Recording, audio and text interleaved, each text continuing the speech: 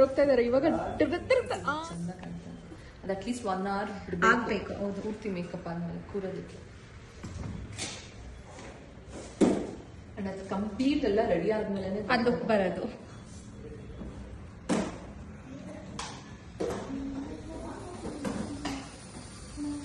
Makeup heavy ಇದ್ದು costumes subtle ಆಗಿದೆ, ಚೆನ್ನಾಗಿರುತ್ತೆ.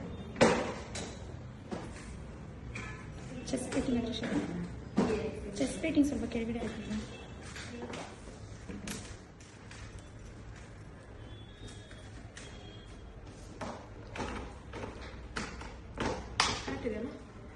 ಹಂಗೆ ಒಂದು ಹಾವಿನ ಎಡೆತರ ಮೇಲೆ